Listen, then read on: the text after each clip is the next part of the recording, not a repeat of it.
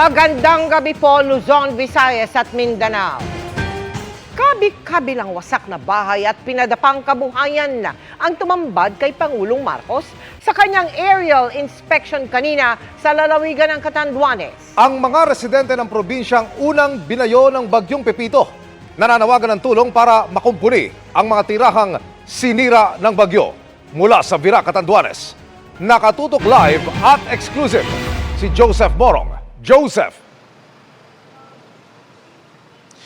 Mil-mil tumambad nga sa Pangulo ang pinsala na dulot itong si Super Typhoon Pepito sa mga residente ng Catanduanes at ang hamon nga raw para sa pamahalaan ay matulungan itong mga residente na ito na maitayo ulit ang kanilang mga nasirang mga bahay. Kasama ni Pangulong Bongbong Marcos si Catanduanes Governor Joseph Cua na nag-aerial inspection para makita ang lawak at hindi ng pinsalang iniwan ng Super Typhoon Pepito. Sa ere, kitang-kita ng Pangulo ang mga nawasak ng matinding hangin, kabilang ang mga establishmento, kabahayan at mga pananim. It shouldn't be surprising umabot ng 230 kilometers. Abot ang 350. Yung mga gas. Oh, kasi less. 300. We have to rebuild, rehabilitate. You know that doon sa ibang lugar, nakapagbigay tayo ng mga construction material, mga yero, mga disportos, para maka-start lang na. Pero siyempre meron tayong assistance doon sa mga damage at saka fully damaged houses.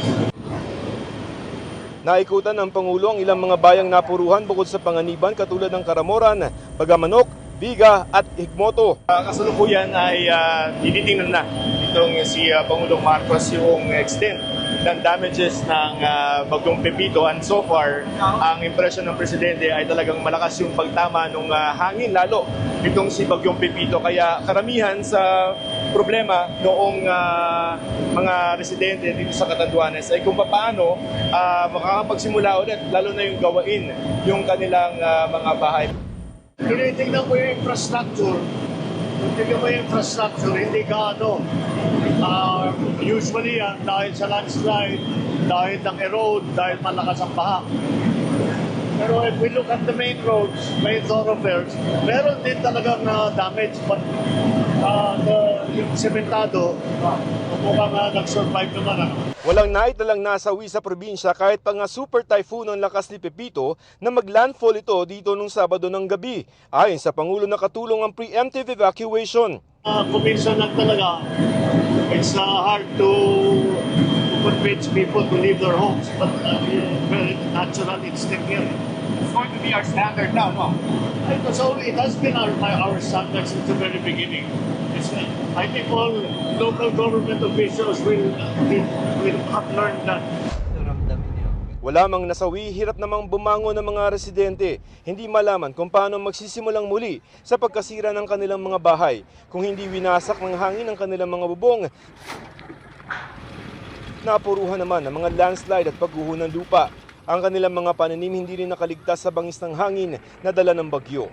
Hindi namin po alam kung saan po kami kukuha ng paggawa ulit ng bahay. Talagang hirap na hirap po kami ngayon. Baka pwede man makahing pangyero, kahit natrapal, matirahan man lamang namin. Nananawagan po ako na kung ano po yung mga tulong na ibibigay nila dito sa bayan namin. Sana naman po ay mapadili nila para makarecover na rin yung mga kababayan ko. Sa pulong ng Pangulo kay Governor Cua at mga mayor sa probinsya, pangunahing tututukan ng gobyerno ang tubig dahil wala pang tubig sa buong probinsya, kaya magpapadala ng mga water filtration devices. Magpapadala rin ng mga construction materials at pagkain ang DSWD at Office of Civil Defense. 13 lamang sa 315 na mga barangay pa lamang ang may kuryente, kaya hihiram ng mga linemen ng gobyerno sa mga karatig na lalawigan. Magpapadala rin daw ng mga satellite communication equipment sa mga bayang walang signal. Samantala, ikunento rin ng Pangulo na nakausap niya sa telepono ngayong araw si US President-elect Donald Trump. Ayon sa Pangulo, tinawagan niya si Trump para i-congratulate ito sa pagkapanalo sa US elections at para pagtibayin muli ang alyansa ng Pilipinas at Amerika. I expressed to him our continuing desire to strengthen that relationship between our two countries, which is a relationship that is as deep as can possibly be, because it has been for a very long time. And I also reminded the President-elect that ang mga Pilipino sa Amerika overwhelmingly naging binoto nila si Trump. Emil, sa kasalukuyan ay umuulan dito sa bahagi ng Virac, Catanduanes. Samantala, yung pahirapan pa rin yung signal ng telekomunikasyon dito. Pero ang sabi ng Pangulo ay kampante siya na maibabalik ng mga telecommunications company sa normal ang signal dito. Emil? Maraming salamat, Joseph Morong. Ngayong nalalapit na ang Kapaskuhan, nanawagan si Pangulong Bongbong Marcos sa mga ahensya ng gobyerno na iwasan muna ang mararangyang Christmas party. Yan ay para makatulong sa mga nasalanta na magkakasunod na bagyo at wala nang babalikang tahanan o kabuhayan. Nakatutok si Ivan Mayrina. Wala nang 2 linggo papasok ng Disyembre at magaganap ng pinakahihintay ng marami taon-taon ang mga Christmas party sa trabaho, sa opisina, sa reunion ng mga pamilya at barkada. Bakit nga naman hindi? Nag-uumapaw na sa handa mga hapag, pwede pang manalo sa mga games o di kaya mag-uwi ng premyo sa raffle. Pero Malacanang may panawagan sa mga ahensya ng pamahalaan. Kung maaarian nila sana, simplihan na lang ang mga party.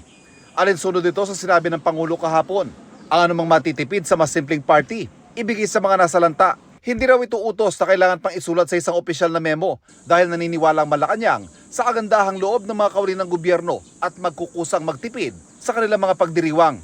Hindi nagkamali ang Malacanang sa paniwalang ito, hindi lamang sa mga kaurin ng gobyerno kundi maging sa pribadong sektor. Katunayan ang ilan sa kanila, Bagyong Christine pa lang, nagpasya na magsagawa ng donation drive para ipamigay sa mga nasalanta. Sa mga mag-aaral umano mismo ng international school na ito sa Maynila, nanggaling ang ideya na sa halip na mag-party ay mag-fundraising para ipamigay sa mga nasalanta. Kindness begets kindness. And the best thing we can do this Christmas is to help one person. Kung maramdaman kasi yun ng isang taong nawalan ng lahat, ma-realize na there is hope na pwede pa akong tumayo ulit. Ang pribadong sektor, hindi naman umano nagkukulang ng kusa sa pagtulong sa mga ganitong pagkakataon. Wala pang opisyal na posisyon ang Philippine Chamber of Commerce and Industry. Pero ayon sa kanilang chairman, maganda umanong pangunahan ito ng gobyerno. It would be good if the government officials set the example. No, we know very well that they have their own discretionary fund, and they would say, okay, we will also give so much for this calamity. That would be nice, and it would be good for the private sector to be inspired, by what our government and legislators are doing. Para sa GMA Integrated News, Ivan Mayrina, nakatutok, 24 oras. Naglabas na rin ang memorandum ang Department of Education kaugnay sa simpleng Christmas celebration sa lahat ng kanilang opisina at eskwelahan para makapagbigay ng donasyon sa mga napinsala ng kalamidad. Nang dahil sa locator ng kanyang cellphone, nasa kote ng mga otoridad sa Pampanga ang umano'y suspect sa paumaril ng isang lalaki sa Caloocan City. Narito ang aking eksklusibong pagtutok. Bago na bitbit palabas ng bahay ng mga nakasibilyang pulis ang lalaking ito na kanilang dinakip sa Mabalacat, Pampanga kagabi. Sa labas na! Nagkapwersahan at nagkasigawan muna ang lalaking kanilang inaresto. Suspect sa pagpatay sa isang lalaki sa Dagat-Dagatan, Caloocan kagabi. Ayon sa pulisya, siya ang lalaking sakay ng motorsiklong nakuna ng CCTV na nagmamadaling umalis sa crime scene. Akala ko po magkapahangin lang po siya. Hindi ko po pinansin, tinignan ko lang po. Sumuko po ulit ako, nag-cellphone. Kasi yun lang po, pag yuko ko po, bigla po siyang bumunot. Doon na po siya nagpaputok. Na-trace ng pulisya ang suspect sa tulong ng locator ng kanyang cellphone. Tumakbo sa Mabalacat, Pampanga. Based po sa pagtanungan natin, doon po talaga umuwi yung ating suspect. Hindi po namin pwedeng matuntun exactly kung saan po yung pamamahay ng tao, sir. Pero due to social media account, sir, na-trace po namin doon, sir, sa Facebook account niya, na doon po nakatira yung kapatid niya, sir. Ayon sa pulisya, alitan dahil sa droga ang ugat ng pagpatay. Revenge dahil sabi nung biktimang namatay, sinabihan tong suspect natin na hindi ka naaabuti ng Pasko. Itinanggi ng suspect ang paratang. Sana mahuli yung totoong gumawa, hindi po ako yung gumawa. Kanina lang, very cooperative. Suddenly, nung nandito kayo, parang iba na. Makikita natin yung personality ng isang medyo professional. Meron siyang mga involvement sa murder, nakulong sa drugs. Hostisya na lang po, siyempre. Ama po namin yun wala naman po kayong magagawa kundi yung suportahan na lang yung kaso na to Para sa GMA Integrated News, Emil Sumangil, nakatutok, 24 oras. Tila drone na pinaaandar hindi sa ere kundi sa dagat. Yan ang bagong kagamitang binili ng Pilipinas sa Amerika at inispeksyon ni na US Defense Secretary Lloyd Austin at Defense Secretary Gilbert Teodoro sa Palawan. Live mula sa Puerto Princesa City. Nakatutok live si Ian Cruz. Ian?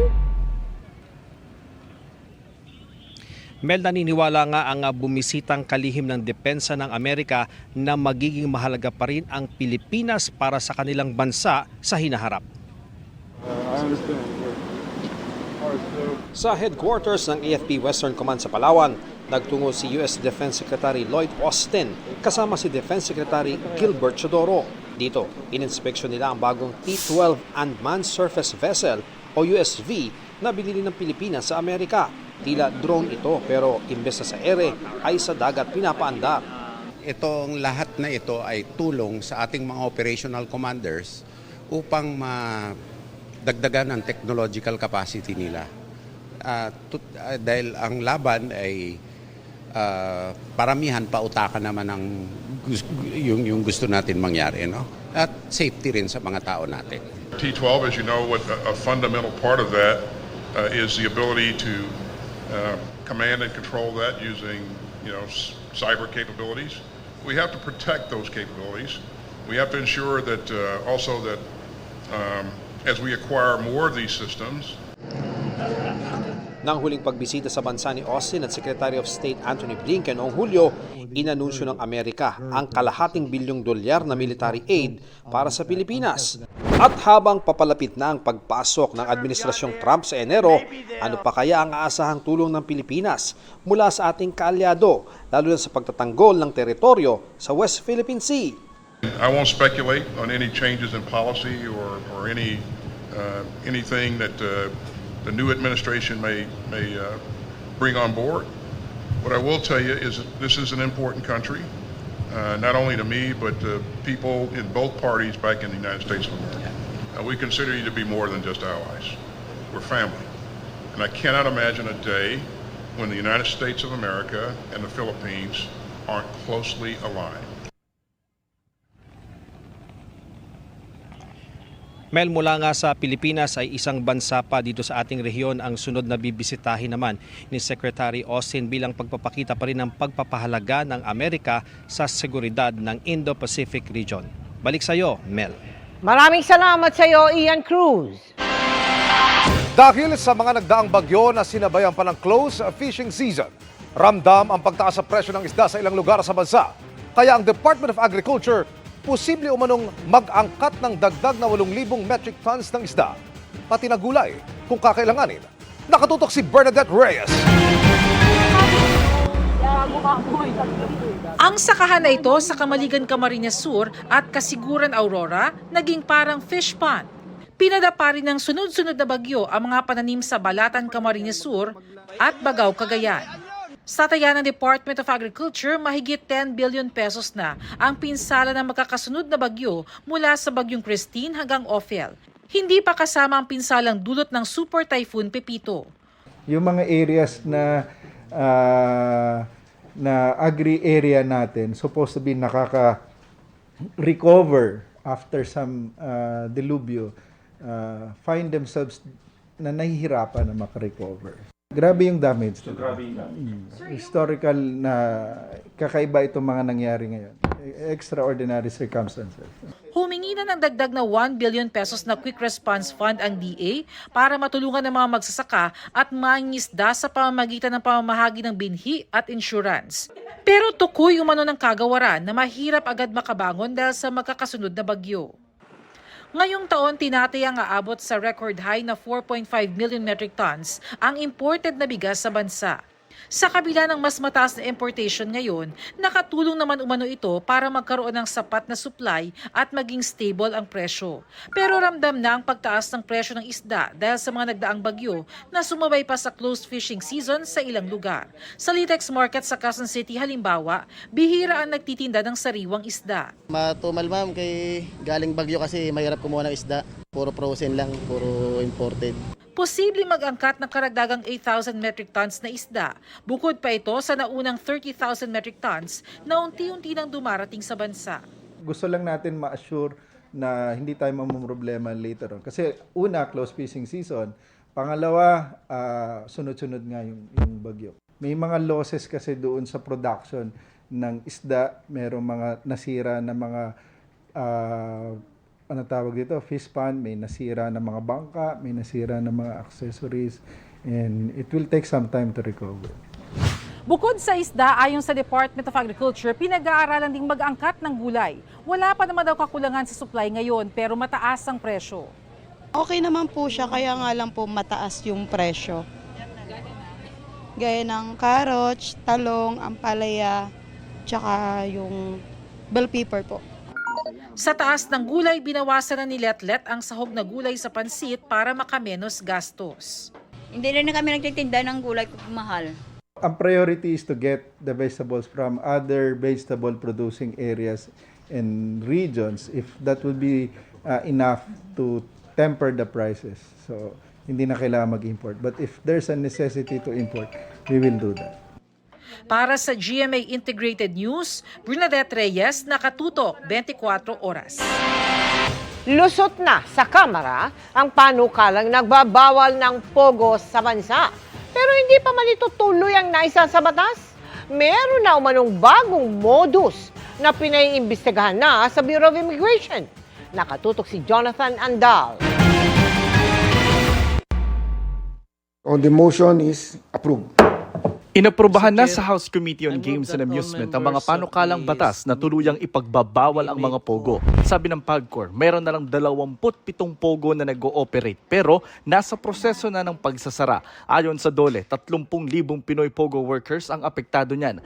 May programa naman daw ang DOLE para sa kanila, gaya nitong job fair kanina at bukas sa isang mall sa Pasay na may alok na higit 12,000 trabaho para sa mga Pinoy na dating pogo worker.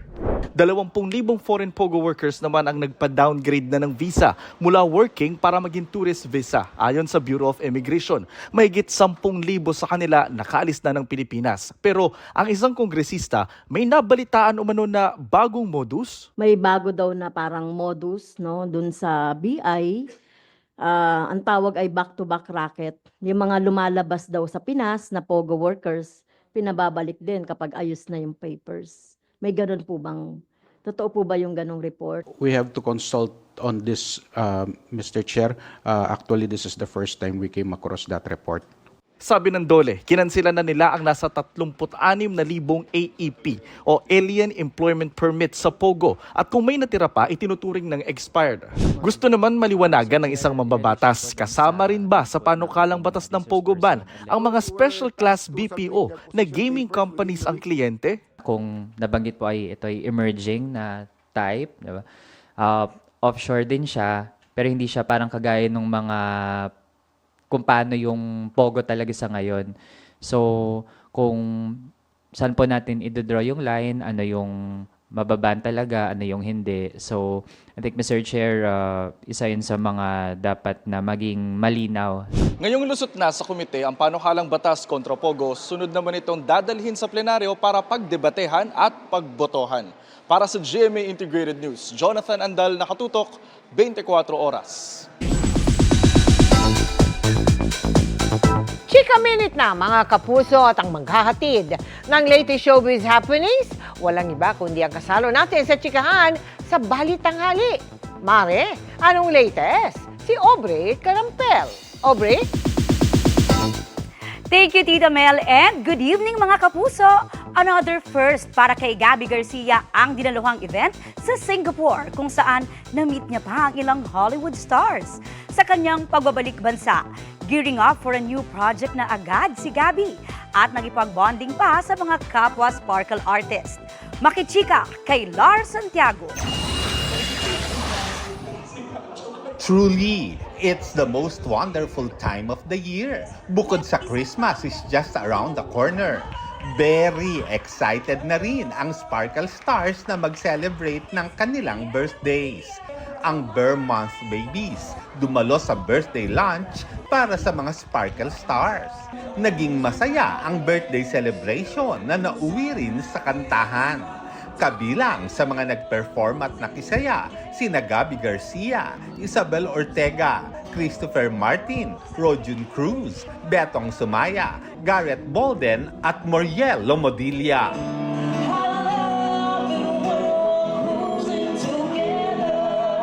Ang saya to see everybody. Bihira lang kami magkita-kita ng isang araw na walang trabaho. Happy ako to celebrate it with all of them. Kagagaling lang ni Gabby sa Singapore kung saan dumalo siya sa event ng isang top international fashion house. Hanggang ngayon nga raw ay may hangover pa rin siya sa one-of-a-kind experience. Ever since talaga, gustong-gusto kong maka-attend sa mga events nila and finally it happened in Singapore. So I met so many people. I met si Becky Armstrong, nandun, si David Beckham. Nakakatuwa kasi you're able to talk to them and they're very approachable and parang everybody's just really there for the fashion. Ngayong nakabalik na si Gabby, magsisimula na siya sa bago niyang acting assignment. I'm really excited. I'm ready to go back to teleserye and excited kasi it's a new genre that I'll be doing. Looking forward na rin daw siya sa mga artistang makakasama niya. Karamihan sa kanila first time ko makakatrabaho pero we've been friends for such a long time so finally, ito na. Pinaghahandaan na rin ni Gabby ang padating na Pasko at mukhang katulad ng mga nagdaang taon, isa siya sa mga magkukumahog sa Christmas rush. Always naman yan, lagi akong, it's a season of giving so lagi ako namimigay talaga pag Pasko. At sinasamahan ka naman ni Khalil. Of course. Kailangan niya ako samahan. Lars Santiago, updated sa Showbiz Happening.